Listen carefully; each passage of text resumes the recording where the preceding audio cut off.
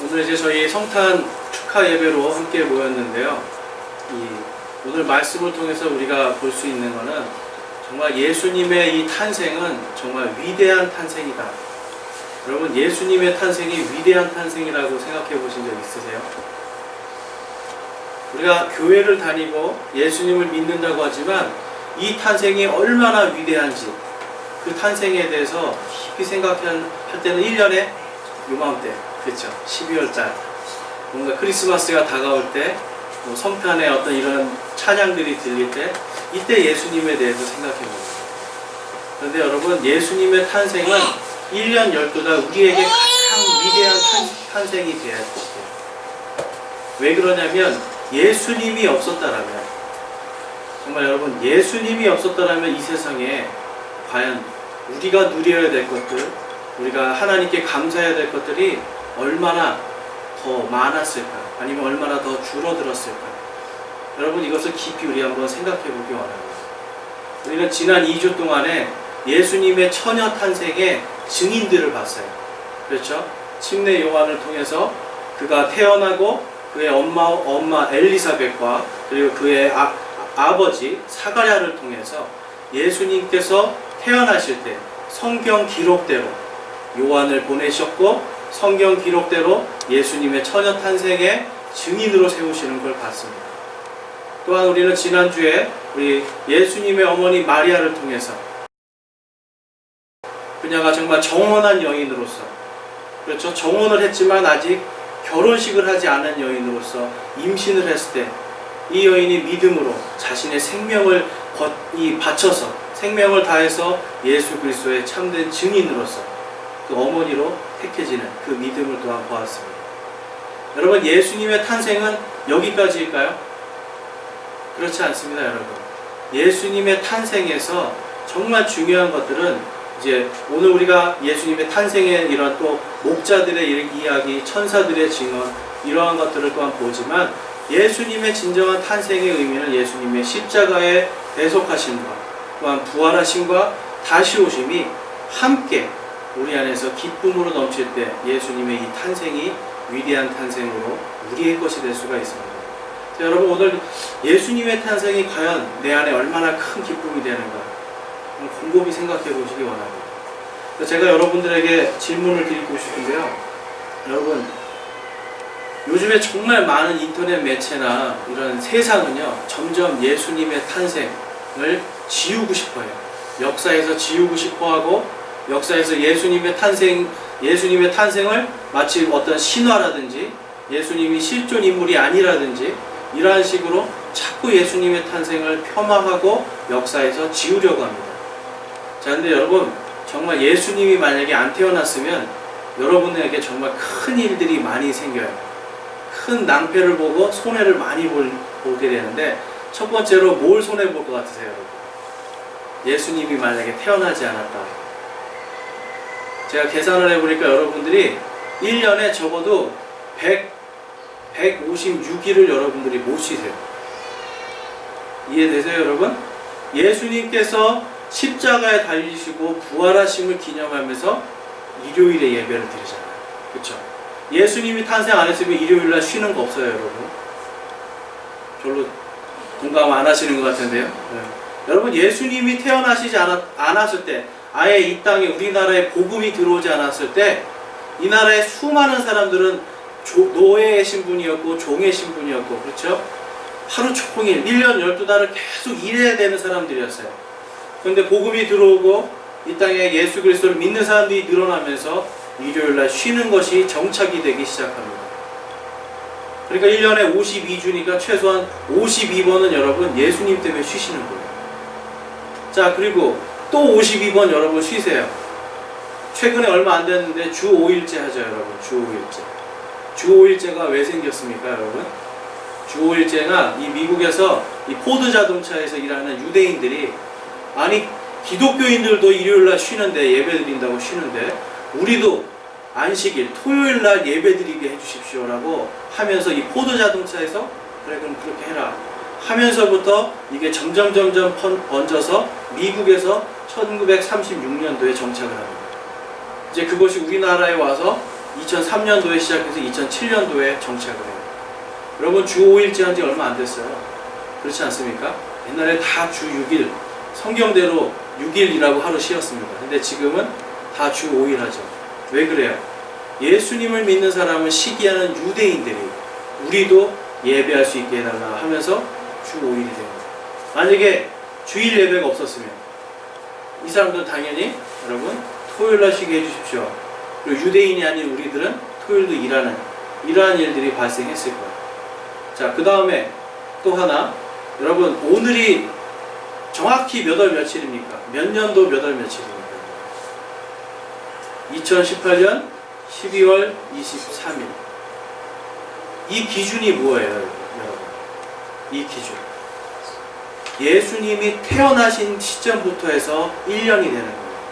그러면 지금은 예수님이 태어나신 것부터 2018년이 되었습니다. 물론 약간의 차이는 있어요. 한 4년 정도의 차이는 서로 있다고 하지만 어쨌든 전 세계가 여러분 예수님이 태어났기 때문에 예수님이 태어난 시점부터 그 전은 기원 전, 그리고 예수님이 태어난 이유는 기원 후. 기가 뭐예요? 예수님이에요. 기독교 기. 그리스도. 그러니까 이 그리스도께서 태어나신 것을 기점으로 해서 달력이 생기는 겁니다. 제가 이렇게 쭉 서치해 보니까 우리나라는 음력을 쓰잖아요. 근데 우리나라 음력하고 중국 음력하고 같을까요? 틀릴까요? 네, 중국에서 오신 분. 네. 같죠? 맞습니까? 그런데 중국이 1시간 빨라요. 중국 음력은 1시간이 빨라요. 그래서 1997년도에 실제로 무슨 일이 있었냐면 우리나라 이 무역회사에서 중국 사람한테 이제 그 오더를 받은 거예요. 그래서 12월 31일까지 물건을 보내주십시오 한 거예요. 중국으로. 그래서 이 사람은 열심히 그 구정 전까지, 전날까지, 그러니까 음력 12월 30일이죠. 구정 전날까지 보내주십시오 해서 열심히 해서 그날 배에다 한가득 싣고 딱 중국의 항구로 들어갔는데 자기가 생각할 때 분명히 우리나라는 내일이 설날이거든요. 근데 중국은 1시간이 빠르기 때문에 벌써 그날이 설날이 된 거예요. 그래서 몇 년 단위로 하루가 빠르게 설날이 온다고 합니다.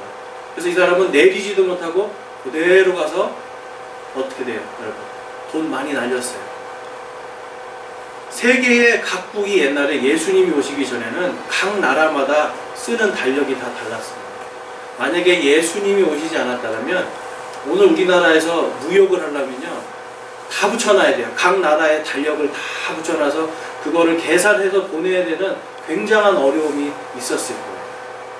그러나 예수님께서 태어나셔서 정확하게 서기 몇 년, 몇 월, 며칠까지라고 하는 이 정확한 기준이 생기는 겁니다. 여러분, 예수님이 없었다면 우리가 누리는 이러한 많은 발전들, 이거 지금 누리지 못했을 수도 있어요. 그렇게 생각 안 해보세요, 여러분. 예수님께서 오시지 않았다면 이러한 눈부신 기술의 발전이라든지 사회의 모든 시스템들, 특별히 여성과 아이들이 보호받는 이러한 자유민주주의의 이러한 시스템들, 이러한 것들은 있을 수가 없었습니다. 왜 그렇습니까, 여러분?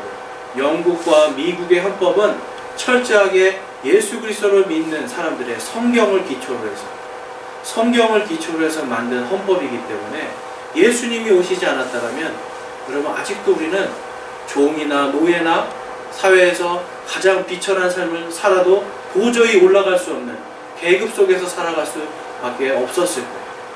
그런데 예수님이 오셨기 때문에 우리는 그 모든 것에서 자유로울 수가 있었습니다. 또한 예수님께서 없었다면 우리에게 종교의 자유라는 것도 있을 수가 없습니다. 예수님을 잘 믿는 사람들이 미국으로 종교의 자유를 찾아서, 예배의 자유를 찾아서 청교도들이 미국으로 건너가면서, 그렇죠, 그곳에서 또한 예배를 드리고 함께 즐거움을 나누었으나 또 그 안에서도 우리 특별히 침례교인들은 또 예배를 못하게 박해하는 부분이 있어서 그거를 미국의 3대 대통령, 4대 대통령, 그렇죠, 토마스 제퍼슨이라든지 제임스 메디슨, 이런 사람들한테 우리에게 예배의 자유를 주십시오 라고 하면서 미국의 종교의 자유법이 생깁니다. 그러니까 미국의 처음부터 종교의 자유법이 헌법에 있었던 게 아니에요. 바로 이 침례교인들이 죽어가면서 우리에게 예배의 자유를 주십시오라고, 우리가 마음껏 예수님을 예배할 수 있게 해주십시오라고 하는 그것 때문에, 요청 때문에 종교의 자유법이 생겼습니다. 여러분, 만약에 종교의 자유법이 없었다면 오늘 여러분 이 자리에 앉아있으면 어떻게 돼요? 만약에 지금이 조선시대면 전부 다 목배임 당해야 돼요. 여러분, 조선시대에 많은 사람들이 예수님을 믿는다는 것 때문에 목배임 당하고 죽었습니다. 왜 그렇습니까? 국가의 종교가 유교였기 때문에.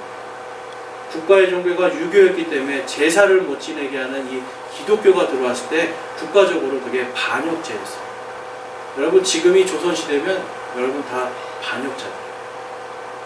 그런데 예수님께서 오셔서 이 땅에 헌법과 이러한 모든 기초들이, 성경에 기초한 법들이 생기고 자유민주주의가 생기면서 우리에게 종교의 자유를 통해서 예배를 마음껏 드릴 수 있는 이 자유가 우리에게 주어진 겁니다.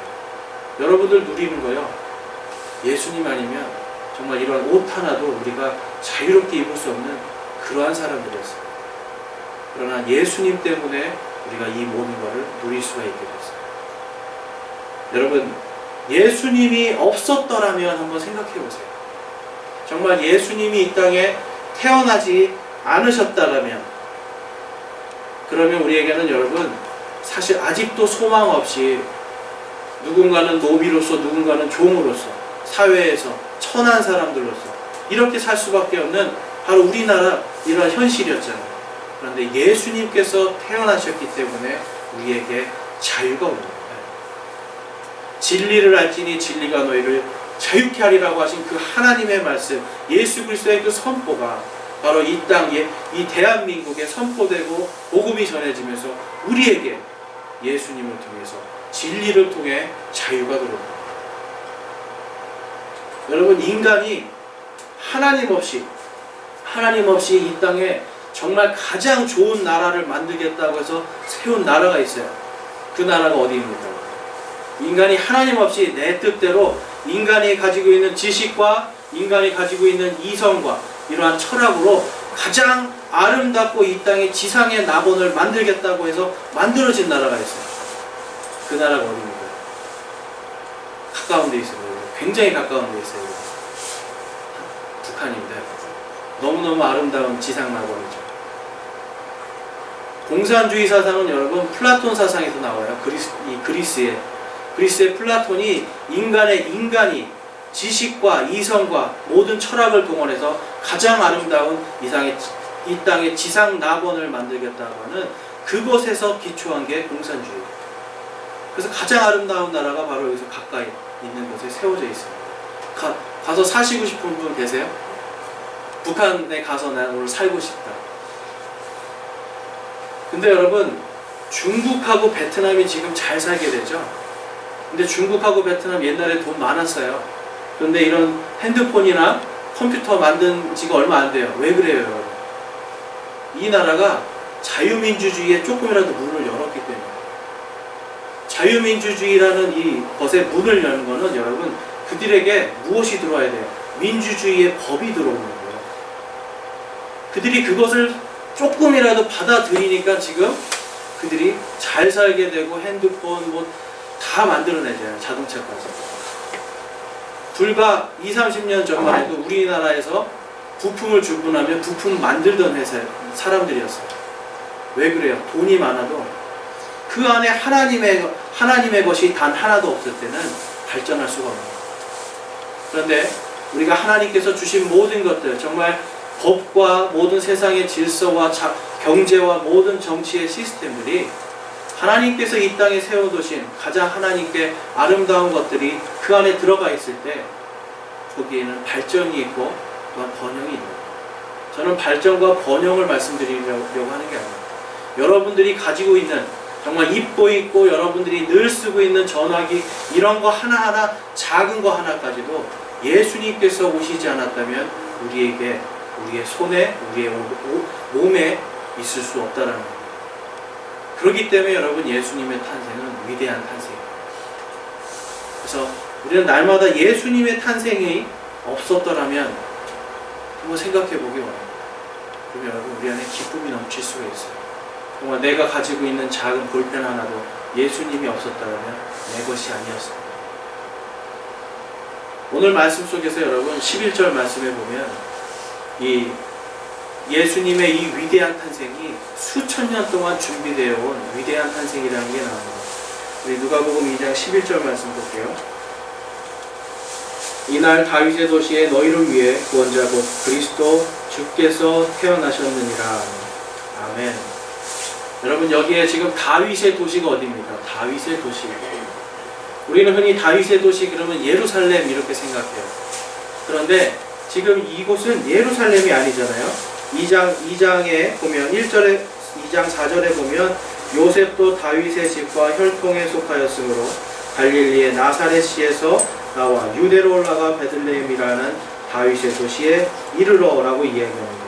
그러니까 지금 베들레헴이 바로 다윗의 도시다라고 이야기하는 거예요. 하나님께서는요 여러분 이 유대 민족 그리고 다윗 이들에게 예수 그리스도의 위대한 탄생에 대한 하나님의 예언의 말씀을 주세요. 그래서 우리 창세기 49장 8절에서 10절 말씀에 보시면 우리 찾으실 수 있는 분들은 성경을 찾으시고 찾기 힘드신 분들은 앞에 있는 스크린을 보시면 되겠습니다.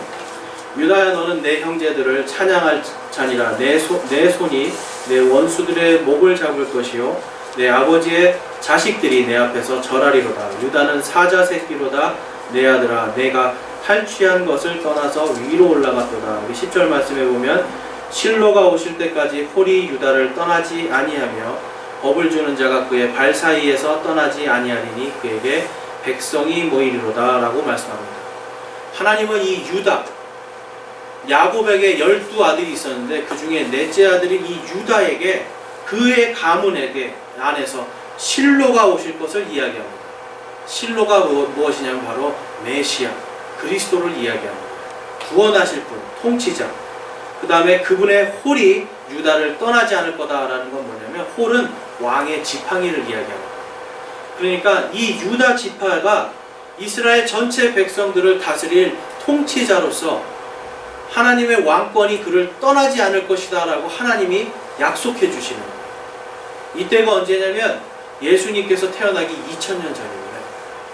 예수님이 태어나기 2000년 전에 하나님께서 유다 지파를 축복해 주고 계세요. 그리고 그 안에서 이스라엘과 온 땅을 다스릴 바로 그 통치자 그리스도께서 태어나실 것을 약속해 주는 겁니다.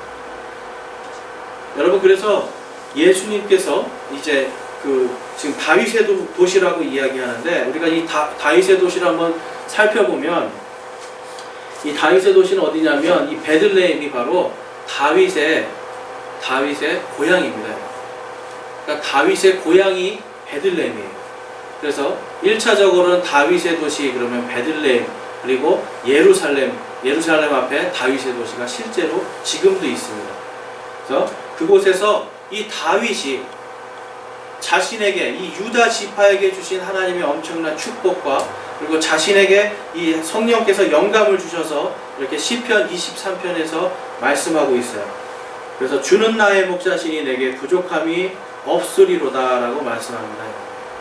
지금 다윗은요 주는 이라고 이야기해요. 주님 나에게 앞으로 오실 메시아 그리스도 그 그리스도께서 나의 목자시니 내게 부족함이 없으리로다.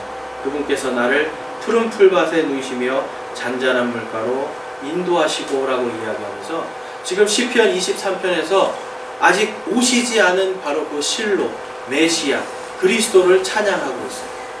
그런데 여러분 이때가 언제냐면 지금 다윗이요 사울 왕이 다윗을 죽이기 위해서 막 쫓아다니고 동굴에 숨어야 되고 오늘 말씀이 있는 것처럼 4절 말씀이 있는 것처럼 사망의 그늘진 골짜기로 도망다니던 때였어요. 지금 자기 옆에 죽음이 가까이 있었고 언제나 죽음의 위험 속에서 들판에서 짐승처럼 살아야 됐었고 심지어는 살기 위해서 어디로 도망갑니까? 블레셋 자기의 적국 자기를 가장 적대시하는 그 나라에 가서 침을 흘리면서 미친 척을 하면서 자기의 목숨을 구걸하던 때였어요. 가장 비천하고 가장 비참할 때였어요. 그런데 그때 이 다윗은 내 6절에 보면 23편 6절에 보면 내 평생의 선하심과 긍휼이 정녕 나를 따르리니 내가 주의 집에 영원히 거하리로다 라고 말하면서 예수 그리스도를 찬양하고 있는 거예요. 아직 다윗은요 여러분 예수님을 보지도 못한 때였어요. 그렇지만 이 다윗은 예수님을 지금 찬양하고 있는 거예요. 이때가 예수님이 태어나시기 1000년 전이에요. 그러니까 벌써 성경은요 예수님의 이 위대한 탄생에 대해서 이 아브라함부터 뭐 더 올라가면 아담부터 아브라함 그리고 유다 그리고 다윗을 통해서 계속해서 예수님의 이 위대한 탄생을 말씀하고 있습니다. 다음에 이 미가서 5장 2절에서 4절 말씀에 보면 이 베들레헴에 대해서 벌써 하나님께서 예수님이 태어나기 700년 전에 이렇게 예언을 하십니다. 그러나 너 베들레헴 에브라다야 내가 유다의 수천 중에서 작을지라도 이스라엘에서 치리자가 될 자가 내게로 나오리라. 그의 나아감은 옛적부터 있었으며 영원부터 있었느니라 라고 말씀해요. 예수님이 어디서 태어나신다고 지금 말씀하는 거예요? 바로 유대 땅 베들레헴에서 태어납니다. 예수님께서 태어나기 지금 700년 전에 미가라고 하는 대언자가 하나님의 영에 완전히 충만함으로 이 말씀을 대언하는 거예요.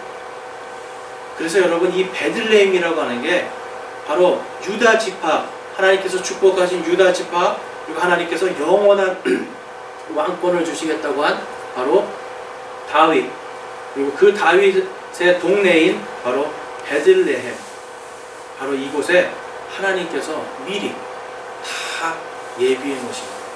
미리 말씀해 놓으셨어요. 마태복음 2장 3절에서 6절 말씀을 보겠습니다.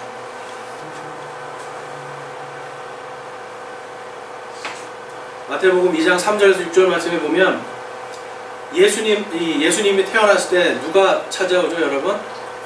동방에 있는 박사들 우리 잘 아는 것처럼 동방박사 그렇죠?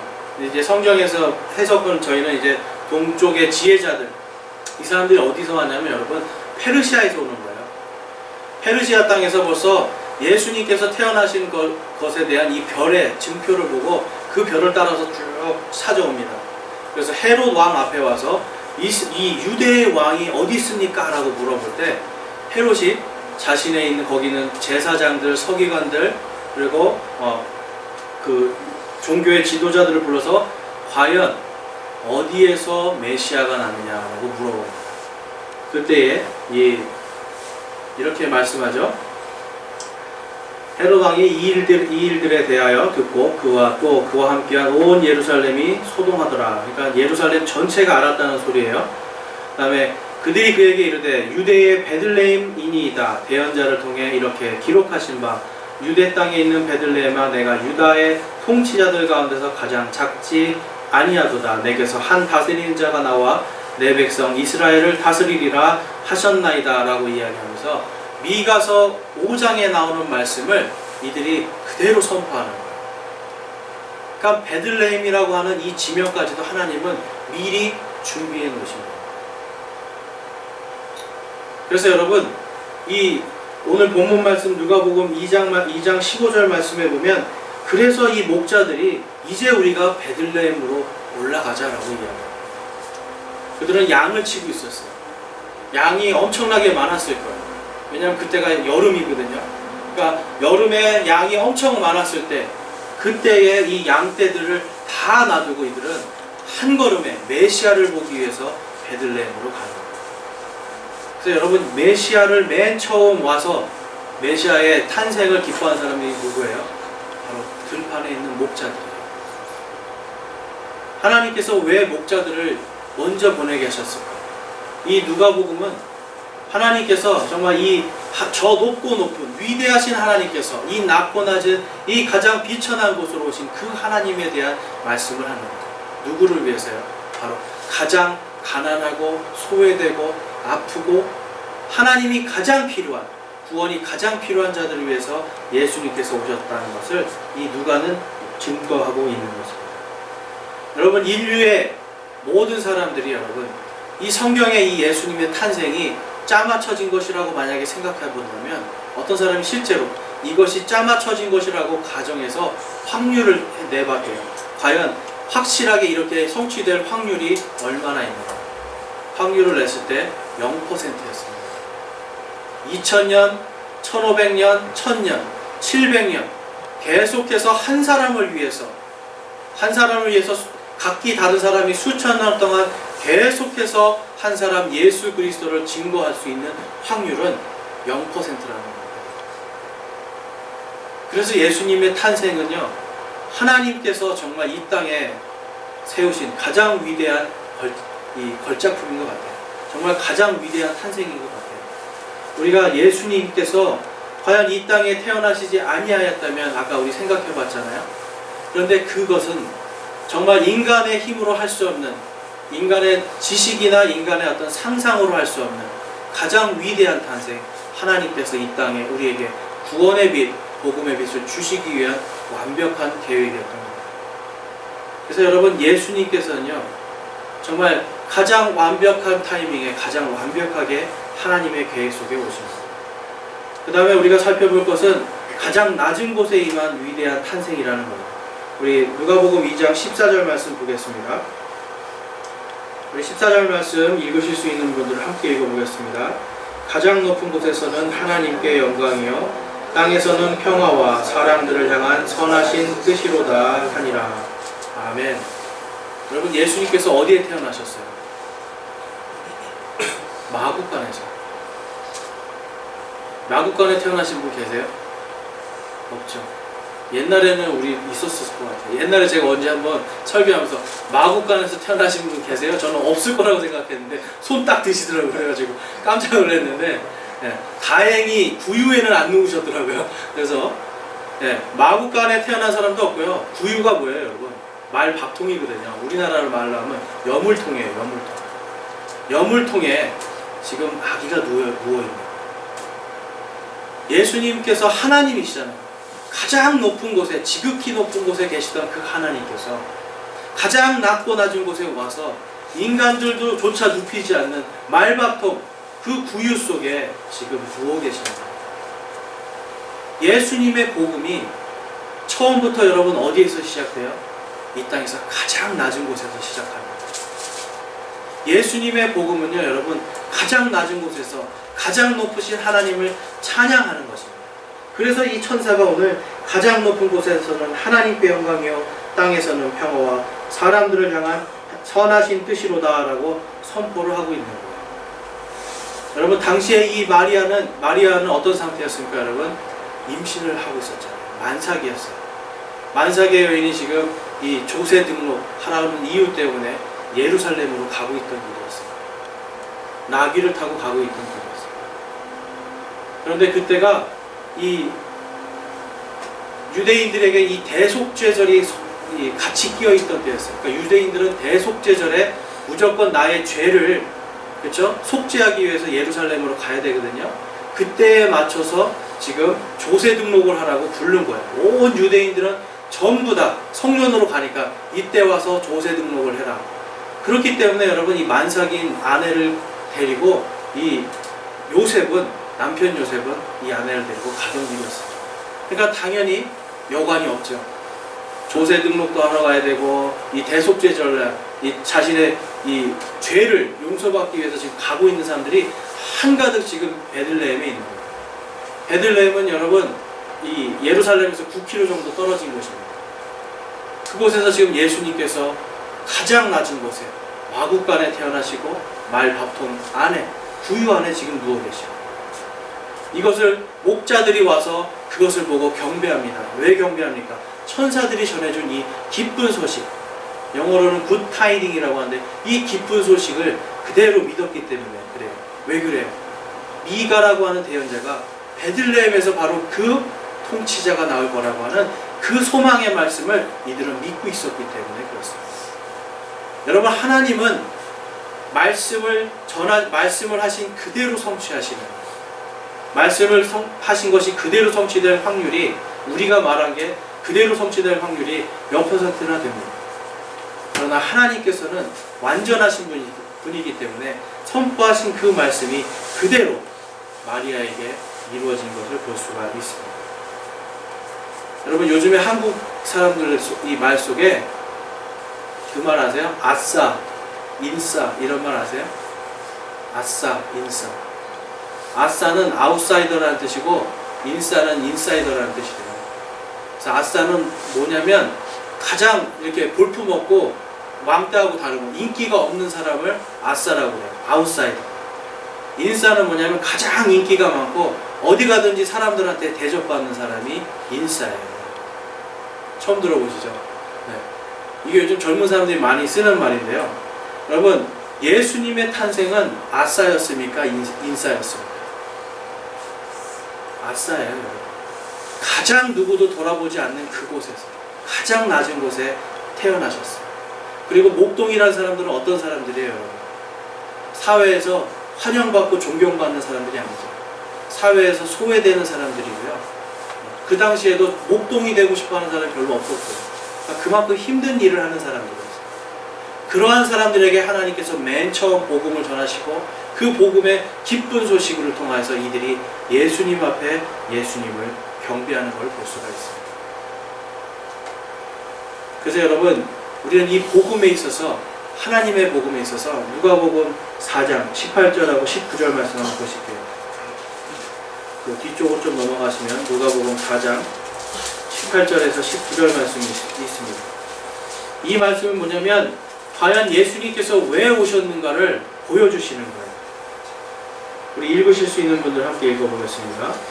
주의 영께서 내게 임하셨으니 이는 그분께서 내게 기름을 부으사 가난한 자들에게 복음을 선포하게 하셨기 때문이며 그분께서 나를 보내신 것은 마음이 상한 자들을 고치며 포로된 자들에게 구출을, 눈먼 자들에게 다시 보게 함을 선포하고 상처 입은 자들을 자유롭게 하며 주의 받아주시는 해를 선포하게 하려 하심이라 하였더라. 아멘. 예수님께서 태어나시기 전에 바로 이 이사야서 61장 1절에서 2절, 그러니까 예수님이 태어나기 약 700년 전에 하나님께서 이사야에게 성령으로 충만케 하셔서 이 말씀을 선포하게 합니다. 예수님께서 지금 누구를 위해 오셨어요, 여러분?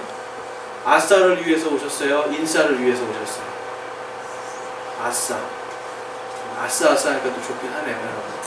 하나님은 아웃사이더, 이 땅에서 가난한 사람들, 그렇죠? 가난한 자들에게 복음을 선포하고요, 마음이 상한 자들을 고치시고 포로된 자들, 감옥에 있거나 아니면 어떤 중독에 빠져 있거나 아니면 어떤 것들이 내가 하나님께 갈 수 없는 그런 것들에 마귀에게 사로잡혀 있거나 이런 포로된 자들에게 구출을, 자유를 주는 거죠. 눈먼 자들을 다시 보게 하시고 상처 입은 자들에게 자유를 주기 위해서 오셨다고 이사야가 지금 하나님의 말씀을 대언합니다.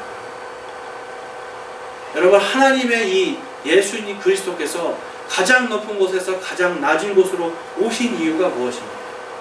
이 땅에 정말 마음이 가난하고 예수 그리스도 아니면, 하나님이 아니면 도저히 살 수 없는 그들을 고치시고 위로하시고 회복시켜 주시기 위해서 오신 게 바로 예수 그리스도죠. 여러분, 예수님이 그렇다고 부자들을 위해서 안 온 게 아닙니다. 오셨죠. 그렇지만 예수님은 어떤 사람을 원하시는 거예요, 여러분? 상한 심령. 바로 하나님이 아니면, 이 복음이 아니면 살 수 없는 자들, 믿음이 아니면 살 수 없는 사람들, 바로 그 사람들을 위해서 예수님께서 가장 높은 곳에서 바로 이곳으로 오신 겁니다. 그래서 주의 받아주시는 해를 선포하게 하려 하셨다. 그래서 여러분, 요한복음 1장 12절에서 13절에 보면 그분을 받아들인 자, 곧 그분의 이름을 믿는 자들에게는 다 하나님의 아들이 되는 권능을 그분께서 주셨으니 이들은 혈통으로나 육신의 뜻으로나 사람의 뜻으로 나지 아니하고 오직 하나님께서 태어난 자들이다 라고 말씀합니다. 여러분, 혈통이 아니에요. 우리는 유대인도 아니잖아요. 이스라엘에 속한 사람들도 아니고 아브라함에게 속한 사람들도 아닙니다. 오직 예수 그리스도께서 이 땅에 가장 낮고 낮은 곳으로 오심을 통하여서 누구든지 그분의 이름을 믿는 자들, 그분을 나의 주 나의 하나님으로 받아들인 자들에게는 무엇을 주신다고 그래요?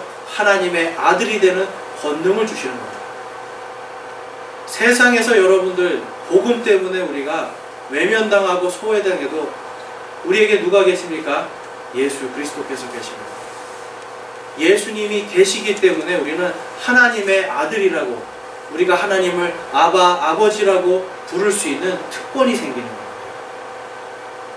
그래서 예수님께서는 여러분, 그것을 할 수 없는 사람들, 그 사람들을 위해서 가장 낮은 곳에 오시고 그들을 위해서 십자가에서 피 흘려 돌아가십니다.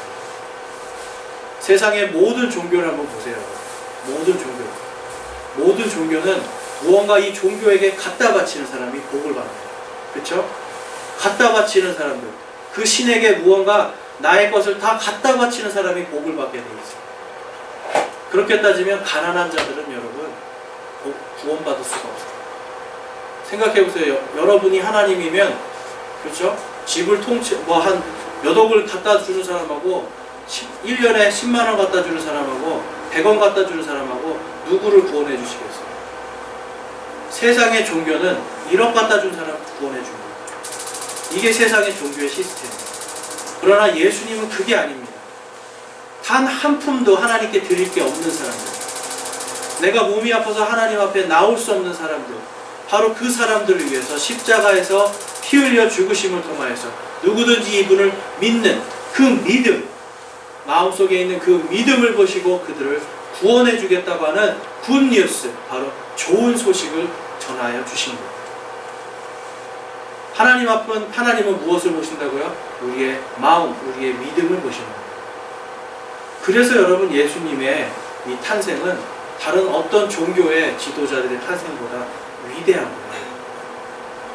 다른 것이 아니라 내 마음을 드림으로 우리가 하나님의 아들이 될 수 있는, 하나님의 자녀들이 될 수 있는 권능을 주신 게 바로 하나님, 바로 이 예수 그리스도의 위대한 탄생입니다. 그렇기 때문에 여러분, 예수님께서 이 성경에서 당시 유대교의 이 종교 지도자들에게 이 독사의 자녀들아, 그렇죠? 우리나라 말로 하면 이게 좀 더 센 말이 나오죠. 독사의 새끼들이 되는 거죠. 그러니까 이 독사의 자식들아 라고 막 욕을 했던 이유가 뭐냐면, 그들이 가난한 자들, 병든 사람들, 포로된 사람들, 이러한 사람들이 하나님께 오지 못하도록 율법으로 다 막아놨기 때문에. 그런데 하나님은요, 여러분, 그런 사람들에게 복음의 빛을 예수 그리스도를 통해서 비춰주시는 거예요. 이제는 율법이 아니라 율법의 완성이신 예수 그리스도를 선포하는 거예요. 그래서 누가복음 19장 10절에서 예수님이 이렇게 말씀하세요. 하나님의 아들은 잃어버린 것을 찾아 구원하러 왔느니라. 우리 함께 읽어보겠습니다. 하나님의 아들은 잃어버린 것을 찾아 구원하러 왔느니라. 하나님은요, 여러분, 잃어버린 것들, 세상 사람들이 기억하지 못하고 세상 사람들의 머릿속에 잊혀진 사람들, 가장 낮은 곳에서 누구도 찾아와 주지 않는, 가장 인기가 없는 바로 그 사람들을 위해서 예수님께서 오신 거예요. 그래서 여러분, 예수님의 탄생이 위대하다는 겁니다. 바로 이들을 위해서 예수님께서 목자 대신, 선한 목자 대신 이 예수님께서 오신 거예요. 그래서 예수님이 복음을 듣지 못하고 이 땅, 그 유대 땅에서 하나님도 알고 율법도 알고 어떻게 구원받아야, 어떻게 죄를 용서받아야 될 줄도 알지만 돈이 없어서 희생원물을 드릴 수 없고 몸에 병이 있어서 부정해서 하나님께로 가지 못하는 그들을 위해서 예수님께서 친히 십자가에 달려 피 흘리심을 통하여 누구든지 그분을 받아들이는 자들에게 구원을 주시기는 구원의 소망을 허락하십니다. 여러분, 예수님의 이 탄생이 위대하게 느껴지시나요, 여러분? 예수님이 없었다면 지금 우리 이 자리에 앉을 수 없어요. 그 예수님의 이 탄생은 수천 년 전부터 성경에 기록된 그대로 수천 년 동안 수많은 사람이 예수님의 탄생을 대언하고 예언하여서 바로 예수님이 이 땅에 오늘 마국간에서 그리고 구유 위에 누워 계십니다. 가장 이 땅에서 구원받을 수 없는 사람들을 위해서 오신 예수님. 그리고 이 땅에서 우리는 이방인들이잖아요. 전혀 복음을 알 수 없는 우리 이방인들을 위해서 이방의 빛으로 오신 이방인들을 구원하시고 이방인들에게도 하나님의 자녀가 되는 이 권능을 주시기 위해 오신 그 예수님, 그 예수님의 탄생이 가장 위대한 것입니다. 이 땅에 아무도 이 위대한 탄생을 흉내낼 수가 없습니다. 우리가 이제 성탄절을 맞이하는데 여러분 1년에 하루만 예수님 생각하지 말아 주시기 바랍니다. 1년 12달 매주 내가 예수님이 태어나시지 아니하였다면, 예수님께서 십자가에서 피 흘려 돌아가시지 아니하였다면, 예수님께서 부활하지 아니하셨다면 내가 오늘 이 자리에 있을 수 없다라는 것을 꼭 기억하시기 바랍니다. 그리고 우리가 누리고 있는 이 모든 것들이 정말 예수 그리스도께서 이 땅에 오시지 않았다면 우리에게 이것이 과연 내 것이 될 수 있었을까 늘 질문해 보시기 바랍니다.